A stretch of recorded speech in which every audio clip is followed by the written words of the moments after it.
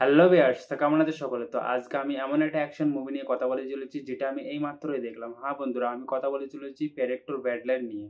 তো চলুন দেরি না করে শুরু করি। এবার গল্পটা একটু অন্যরকম। কেন্দ্রীয় চরিত্রে কোনো মানব সৈনিক নেই।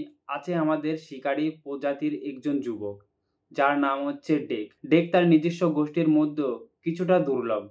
নিজের সম্মান প্রমাণ করার জন্য সে এক মারাত্মক মিশনে নামে। তাকে স্বীকার করতে হবে একটি শক্তিশালী প্রাণী, যার নাম হচ্ছে কালসিক। এই মিশনটা আমাদের নিয়ে যায় একটা অপরিচিত ভয়ঙ্কর গ্রহে। তবে পুরো জার্নিতে ডেকে সব থেকে বড় অদ্ভুত সঙ্গী হলো থিয়া। থিয়া নামে এক অর্ধেক ভাঙা, সারাক্ষণ কথা বলে একটি রবট। এদের কেমিস্ট্রি পুরো মুভিকে অন্য মাত্রায় নিয়ে গেছে। আমার মনে হচ্ছে এই সম্পর্কটি মুভিটির হার্টবিট। পরিচালক এবারও অ্যাকশন ও ভিজুয়াল নিয়ে মন জয় করেছে দর্শকের। মুভিটি যে গ্রহে সেট করা হয়েছে সেটি হলো জেনা। প্রতিটি গাছপালা, প্রতিটি দৃশ্য একটি নতুন বিপদ। ক্যামেরার কাজ, কালার প্রিন্ট, ভিএফএক্স সবকিছুই অসাধারণ, উচ্চমানের কাজ।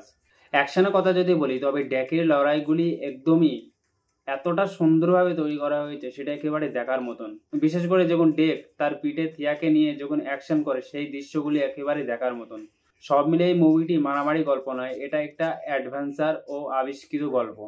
মুভির শুরুতে একটা অ্যাকশন সিন দেখানো হয় যেখানে ডেক অনেক প্রাকৃতিক দৃশ্যের সাথে লড়াই করছে। সেখানে দেখানো হয়েছে গাছের শিকড়গুলি তাকে মারার চেষ্টা করছে। সেটি দেখে আমার স্পাইডারম্যানের ভেনমের কথা মনে পড়ছে। মুভির মধ্যে কিছু কিছু সিন আছে যেগুলি অন্য মুভির কথা মনে করিয়ে দিচ্ছে, এবং অ্যাকশন সিকোয়েন্স সত্যিই খুব ভালো হয়েছে। যেমন ডেক ও কালকিসের মধ্যে যখন অ্যাকশন সিকোয়েন্স দেখানো হয়েছে প্রথমে, তখন ডেক কালকিসকে যখন তার শরীরকে অর্ধেক করছে, আবার পুনরায় শরীর এক জায়গায় হয়ে যাচ্ছে, এই সিনটি দেখে আমার ডেডপুলের কথা মনে পড়ছে। ডেডপুলের ক্ষেত্রেও সেমই ভাবে করা হয়েছিল। যখন তার শরীরকে অর্ধেক করা হচ্ছে, আবার পুনরায় তার শরীর আগের মতন ফিরে আসছে, সেমটাই কালকিসের সাথেও করা হয়েছে।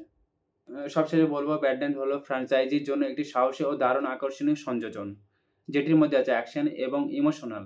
যাদের অ্যাকশন মুভি দেখতে খুবই ভালো লাগে তারা দেখতে পারে এই মুভিটি। আশা করি তাদের অনেকটাই ভালো লাগবে। তো এই ছিল আমার রিভিউ। আমার ভিডিওটি যদি ভালো লেগে থাকে তাহলে ভিডিওটি লাইক, কমেন্ট, শেয়ার করবেন আর ইউটিউব চ্যানেলকে সাবস্ক্রাইব করবেন।